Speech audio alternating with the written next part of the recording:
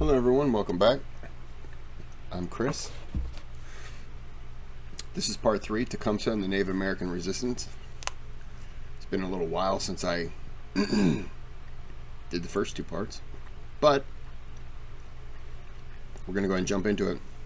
I think I paused it because, get this off here, because a battle was about to start, and I didn't want to be the guy who unpauses it a minute and 3 seconds into a battle. So, let's get with the battle. Soon to be battle. 20th, 1811, Harrison marched northwards with an army of 1,000 men. Comprising this force were 325 army regulars and 625 volunteers, largely from Kentucky and the Indiana Territory. The militia was made up primarily of infantrymen, but also featured mounted.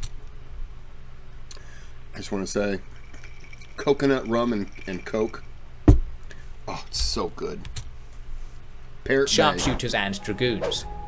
The principal weapon used by this expeditionary force was the Model 1795 Springfield flintlock musket, a firearm capable of discharging 3 rounds per minute. The army stopped at present-day Terre Haute, Indiana, and constructed a stockade, named Fort Harrison, which would be a staging point for their upcoming assault. Within their town, the Prophet's warriors numbered anywhere from 500 to 700, divided into tribal contingents of Winnebagos, Kickapoos, Potawatomis, Wyandots and Shawnees, each numbering about 125 men. Most of the natives were armed with British Brown Bess muskets, and carried knives, tomahawks and war clubs. By November 6th, the Americans had advanced out of Fort Harrison and made camp on a high ridge around 1,000 yards west of Prophetstown. Before he had headed south, Tecumseh had warned his brother not to engage in combat, for he did not want open war before his confederacy was fully mobilized.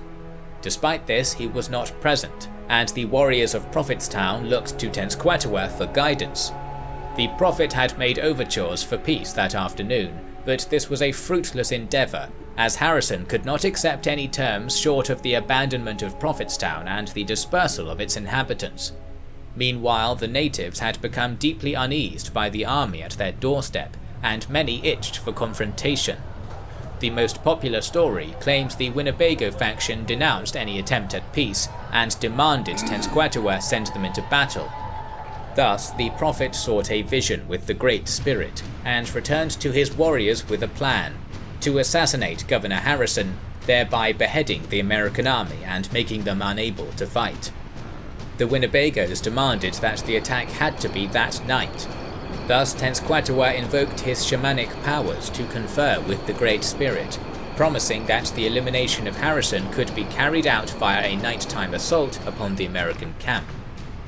Thus, at 4 AM on the morning of November 7th, the war chiefs began their attack, having been given the blessing of their prophet.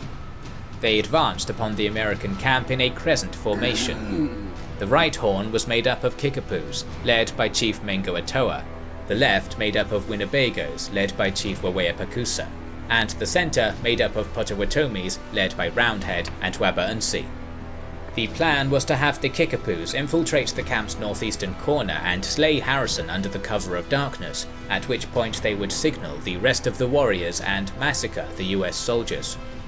This would not come to pass, for Harrison was a shrewd commander and knew well not to underestimate his native foes. Remembering all too well how 1,000 US soldiers had been massacred at the ambush at the Wabash back in 1791, he had ordered the tents in his camp to be set up in a crescent formation and for his men to sleep on top of their muskets, which were to be loaded with their bayonets affixed. The Kickapoos reached the American camp ahead of the other native contingents, crawling on the flats of their stomachs. At around 4:30 AM, they encountered an advance watchman, who managed to fire off a shot before being killed. The crack of the rifle caused the Americans to grow alert, with Harrison himself being awoken by 5:30, by which point the Kickapoos had reached the northwestern edge of the camp. At precisely 5:50, one Corporal Stephen Mars managed to train his sights on a Kickapoo warrior and shoot him dead. The presence of the natives was now known, and they had precious little time before the entire American stockade was alerted. Realizing that an assassination of Harrison was now impossible, the Kickapoos raised their weapons and charged, beginning the battle in earnest. For roughly 15 minutes, the Kickapoos kept the Americans' northwest flank in a state of chaos, killing a handful of soldiers and forcing the 4th Infantry Regiment and Kentucky Riflemen to retreat deeper into their camp. However, Harrison's foresight had paid off, as by 6 AM, all hands in the American camp were alerted and had been assembled into battle positions around the perimeter. It was around this time that the rest of the native warriors arrived on the scene, with the Potawatomis launching an assault on the northwest. The battle had devolved into a slugfest, a contest decided by numbers and firepower. In this, the natives were outmatched. As the hour progressed, the tides began to turn. A company under one Captain Snelling had driven the Potawatomis from the woods, who regrouped and assaulted the northern centre, causing a company led by Captain Robb to collapse and fall back, only to have Snelling's contingent fall in and beat back the ensuing Potawatomi advance. Meanwhile, the Winnebagos struck from the south, engaging in a fierce shootout with the companies of Captain Spencer and Warwick. This too was futile, as Robb's reformed unit arrived to reinforce their compatriots and drive off their enemy. By 7 AM, the sun was beginning to rise, and the natives realized they were outnumbered 2 to 1. Heavily demoralized, they began retreating back to Prophetstown. Here, the Americans launched a counterattack. Fully mobilized and invigorated after repelling an attack, they encircled and charged the fleeing natives, slaying a handful more before the warriors made it back behind the fortifications of Prophetstown. Upon their return, many warriors were outraged at the Prophet, for he had promised them that the Great Spirit had ensured him of victory. The powerful shaman was called out for being a fraud. Many renounced their loyalty to him and deserted Prophetstown. Tenskwatawa made desperate. That's gotta and especially when Tecumseh comes back, it's gotta be crushing. Because not only did your brother not do what you wanted him to do, he got people killed. I believe, from what I'm remembering, the book Tippecanoe about William Henry Harrison. I'm trying to remember. I know that Tecumseh told him not to engage, but he told the prophet told the people there something to the effect of, we can march into battle and we won't lose a soldier, or we won't be hurt or harmed, or something like that. And they found out relatively quickly that was a bunch of bull sugar. Pleased to have them stand and fight, but they fell upon deaf ears.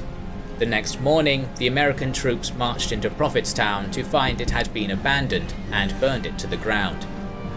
The Prophet, who had laid the groundwork of Tecumseh's confederacy, had lost almost all his influence. The town that served as the heart of native unity had been burned down. This was a harsh blow to the native resistance, but it was not the end. Tecumseh himself still had power, for chieftains of many tribes were still loyal to him. In the face of this setback, he was forced to turn to an old ally against the American threat, the British Empire. On June 17, 1812, the United States Senate voted narrowly in favour of armed conflict with Great Britain. This war had been a long time coming. As a certain Napoleon Bonaparte had been conquering across Europe, the British had imposed themselves upon US sovereignty, embargoing American trade with France and her allies, while kidnapping sailors off American ships to supplement the Royal Navy's perpetual need for manpower. But these were not the real causes of the war. For decades, the British Empire had been empowering native tribes on the US frontier to resist American expansion. Indeed, most of the muskets used by Tecumseh's warriors were British manufactured. For the warhawks in Washington, I would just like to ask, to the people who get mad at, the Americans, look what you did to the natives. Look what you did to the natives. I understand. But how come there isn't any blame given on to the British? Because they were keeping them armed to fight us. And then even the French, 7 Years' War, French and Indian War as it's called here, they up and turn their backs on them. The French. Revolutionary War, the British used them and then turned their backs on them. War of 1812 used them, turned their backs on them. And yet it doesn't get mentioned. And I know that we get blamed for taking land, but we bought Florida. They had land there. Louisiana Purchase, we bought from the French.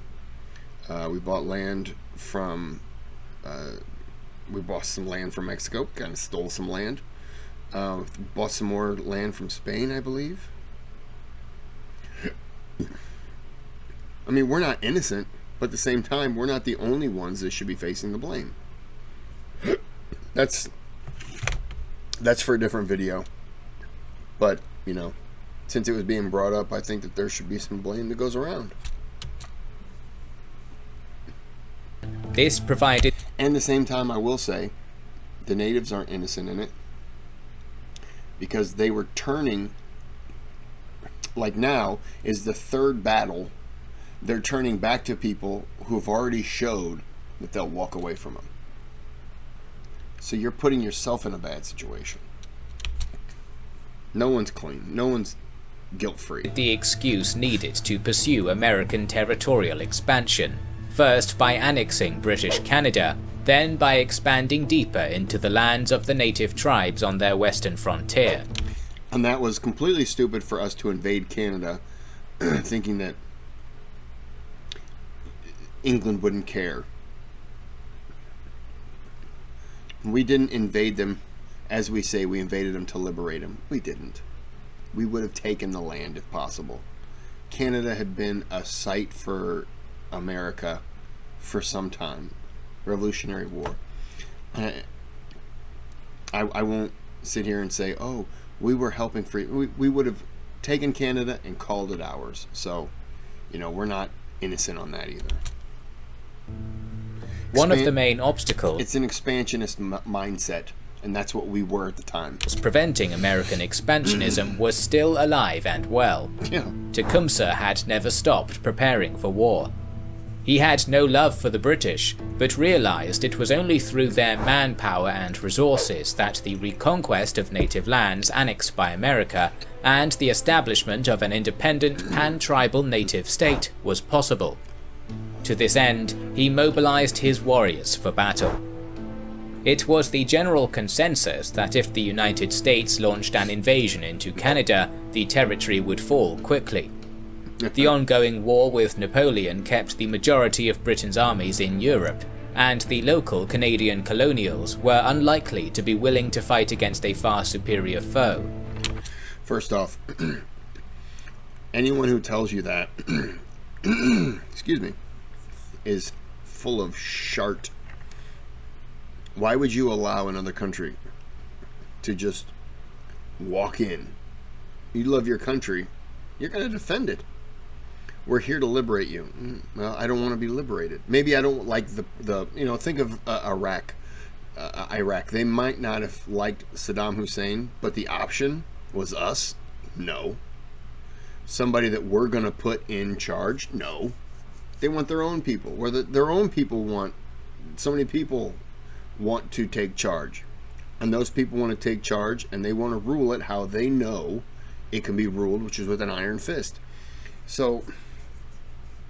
Sorry, I'm getting off on these tangents that have nothing to do with the video. Apologies. On July the 12th, 1812, the United States began their invasion when Brigadier General William Hull marched across into Old Sandwich Town in present-day Ontario, occupying it without a fight. What a name. He offered peace to the locals should they become Americans, but to those who fought alongside the British or their native allies, he had a much darker promise. The first stroke of the tomahawk, the first attempt with the scalping knife, will be the signal for one indiscriminate scene of desolation. No white man found fighting by the side of an Indian will be taken prisoner. instant destruction will be his lot. However, Hull proved to be an ineffective general. The main British garrison in the region was isolated in nearby Fort Malden, but Hull refused to strike, instead holding position in Sandwich Town while obsessing over his supply lines across the Detroit River. On July 17th, 700 native warriors of the Great Lakes nations arrived at Fort St. Joseph on the shores of the Huron to join the British cause. The local British commander had only 50 redcoats under his charge, but empowered by his new allies, he swooped down into Michigan and besieged nearby Fort Mackinac. Unaware that the war had been declared, the American garrison surrendered without a fight. As Tecumseh's warriors took arms, the great chief... I believe that is the first and only time a white flag has ever been raised in the United States. All things considered. Himself was heading north to join the fray. At Brownstown Creek, he fell fiercely upon a supply convoy of 200 US soldiers, scattering them with only 25 warriors at his side. Following this string of humiliating defeats, Hull's nerve broke, and on August 7th, he retreated back into American territory to garrison in Fort Detroit, having accomplished little to nothing. Back in Washington, Thomas Jefferson famously asserted that the acquisition of Canada this year will be a mere matter of marching. But this was no longer the reality. What a terrible quote. Tecumseh and his natives had delivered the British a fighting chance, and with that, the inspiration for the local Canadians to resist the conquest. But in truth, the war had just begun. There was much to do before Tecumseh's dream could be realized. It was at this point that the Shawnee chieftain's greatest ally enters the story. Major General Isaac Brock was a career soldier and a loyal British subject. In 1802, he was appointed a station in Lower Canada, where he eventually became head of the colonial army. Modern Canadians consider him a national hero, but in truth he resented his outpost. In comparison with the Napoleonic War, Canada was a sleepy and irrelevant sideshow. Nevertheless, Brock did his duty well. He reformed the provincial militia and bolstered the defences of forts on the American border. A few months before the war's outbreak, Brock was offered a posting in Europe. Despite his personal desires, he refused, believing he now had a duty to defend Canada against the invasion he knew was soon to come. On the night of August 13, 1812, Brock arrived at Fort Malden aboard a flotilla of ships by way of Lake Erie. Tecumseh was there waiting for him, and the two men were eager to see one another. Both had heard of the other's deeds, and both knew that they needed each other. Brock could not defend Canada without Tecumseh's aid, nor could Tecumseh retake his people's lands without British support. The two leaders soon met face to face and quickly developed a mutual respect. They agreed that only through a quick and decisive offensive could they hope to win this war.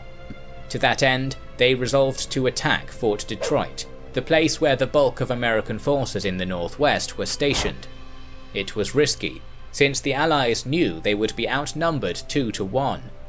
Most of Brock's officers were against it, yet the Major General would not relent. Tecumseh was impressed by his new partner's resolve, famously saying, "This is a man. A more sagacious and a more gallant warrior does not, I believe, exist."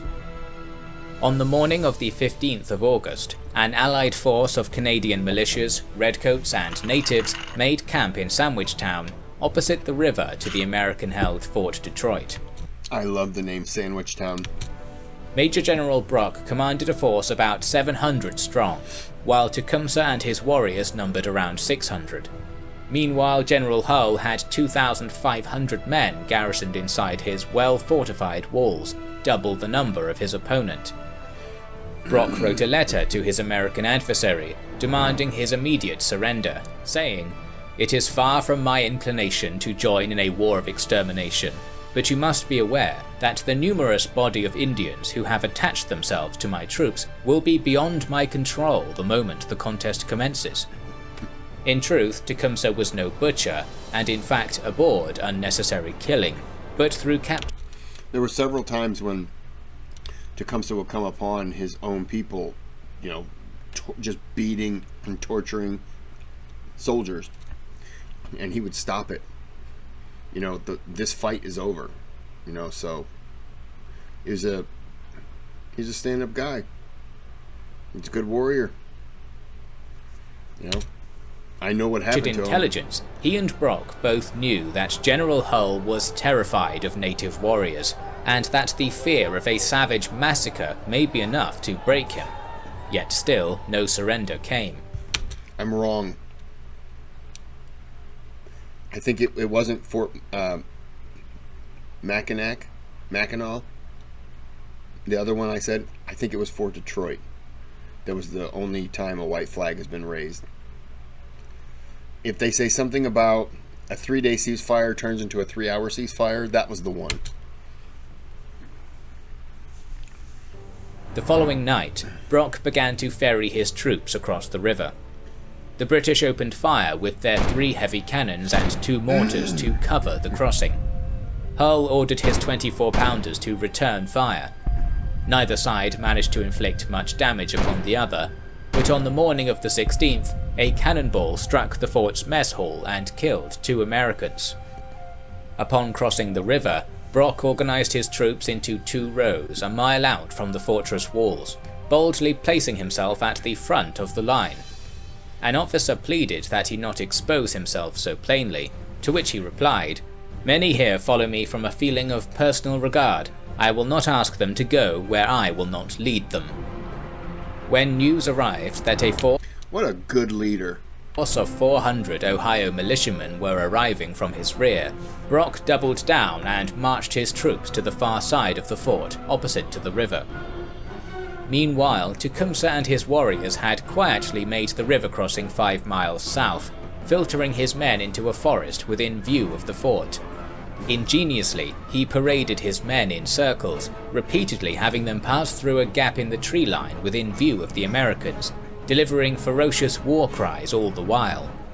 This created the illusion that there were far more natives at Detroit's gates than there actually were, and made the weight of an Indian massacre all the more real.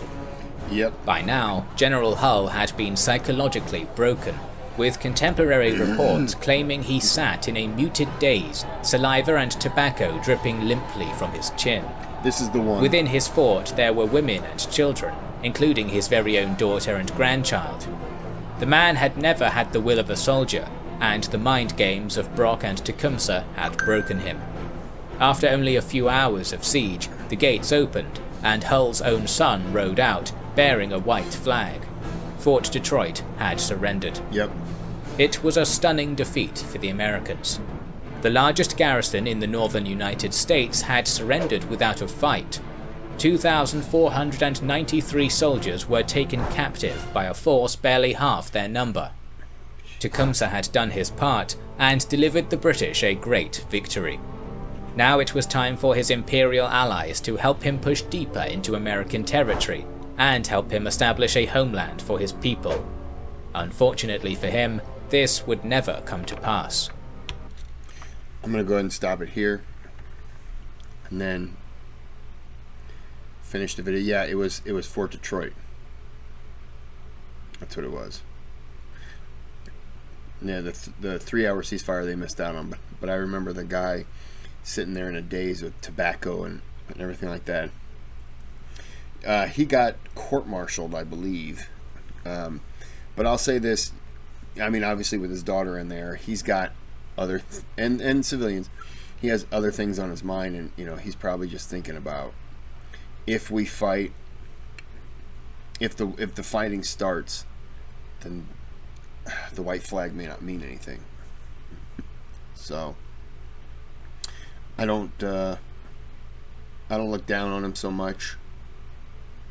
Still, it's, he wasn't good. Hull, I mean. Anyways, I'm gonna end this here, and until the next video, I want you to have a good day, have a good night, or like and subscribe before you do. or you won't have a good day and have a good night. You're going to wake up in the middle of the night with fire ants, and they're just going to be like going in and out of your anus, and they're going to be biting. I don't know how that's possible. Have a good day, have a good night.